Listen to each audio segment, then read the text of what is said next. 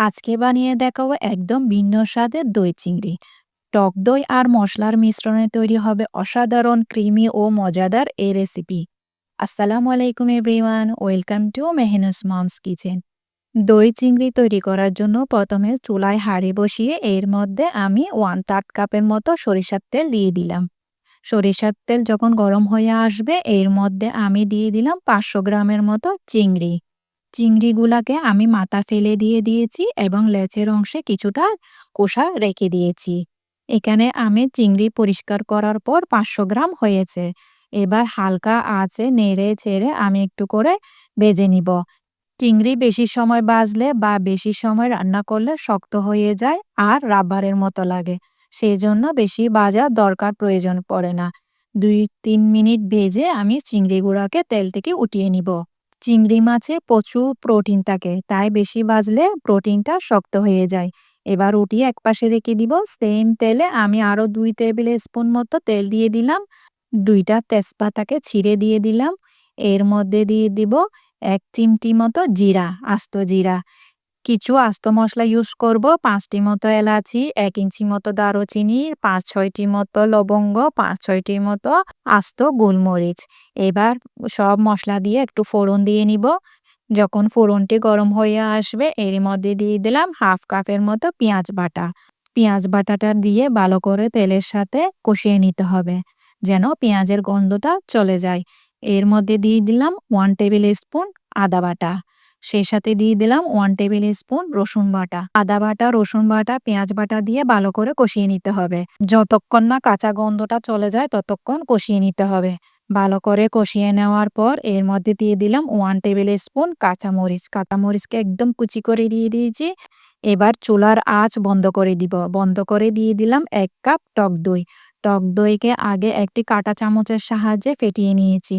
গরম আছে টক দই পড়লে টক দই ফেটে যাওয়ার সম্ভাবনা থাকে, সেজন্য চুলার আঁচ বন্ধ করে দিতে হবে। এবার চুলা জ্বালিয়ে দিয়ে দিলাম 1/2 টি স্পুন হলুদ গুঁড়া, 1/2 টি স্পুন জিরা গুঁড়া, 1/2 টি স্পুন ধনে গুঁড়া। সেই সাথে দিয়ে দিলাম 1 টি স্পুন লবণ। স্বাদ মতো ইউজ করতে পারেন। এবার সব মশলা নেড়ে চেড়ে চুলার আঁচ লোতে রেখে আমি ভালো করে কষিয়ে নিব। চুলার আঁচ লোতে রেখে এভাবে করে আমি 4 থেকে 5 মিনিট কষিয়ে নিয়েছি। যখন তেল উপরে বেশি আসবে মনে করবেন কষিয়ে নেওয়া শেষ। যত বেশি মশলা কষিয়ে নেওয়া হবে তত বেশি গ্রেভিটা টেস্টি হয়। সেই জন্য ভালো করে কষিয়ে নেওয়া প্রয়োজন। এবার কষিয়ে নেওয়ার পর আমি যে ভেজে রেখেছিলাম চিংড়ি মাছগুলা এবার দিয়ে দিব। চিংড়ি মাছ দেওয়ার পর বেশি রান্না করার প্রয়োজন পড়ে না, কেন কি চিংড়ি মাছ রান্না করতে বেশি সময় লাগে না। বেশিক্ষণ ধরে চিংড়ি মাছ রান্না করলে চিংড়ি মাছটি রাবারের মতো হয়ে যায়। সেজন্য বেশি প্রয়োজন পড়ে না, জলদি রান্নাটা হয়ে যায়। এবার দিয়ে দিলাম 1/2 কাপ পানি। 1/2 কাপ পানি দেওয়ার পর যখন চিংড়ি মাছে বলক চলে আসবে এর মধ্যে দিয়ে দিলাম আমি 1 টেবিল স্পুন মতো গরম মশলা। এটি আমার হোমমেড গরম মশলা। তারপর দিয়ে দিলাম 1/2 টি স্পুন চিনি। চিনিটা দিলে এর স্বাদটা দ্বিগুণ বেড়ে যায়। আপনি দিয়ে একবার হলো ট্রাই করবেন। চিনি আর গরম মসলা দেওয়ার পর এবার চিংড়ি মাছটাকে একবার বলক উঠিয়ে নিব।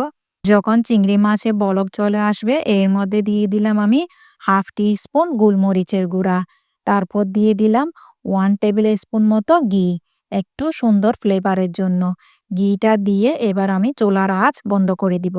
ঘি দেওয়ার পর বেশিক্ষণ রান্না করার দরকার নাই। এবার আমি চুলার আঁচ বন্ধ করে দিব।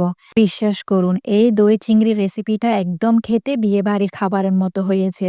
এই দই চিংড়িটি আপনি পোলাও ভাতের সঙ্গে খেলে মনে করবেন আপনি বিয়েবাড়ির খাবার খাচ্ছেন। আমার রেসিপি যদি ভালো লেগে থাকে তাহলে লাইক, কমেন্ট, শেয়ার, সাবস্ক্রাইব করতে একদমই ভুলবেন না। সেই সাথে আপনাদের জন্য নতুন নতুন রেসিপি নিয়ে হাজির হব ইনশাআল্লাহ। দেখা হচ্ছে নতুন আরেকটি রেসিপি নিয়ে। ভালো থাকবেন।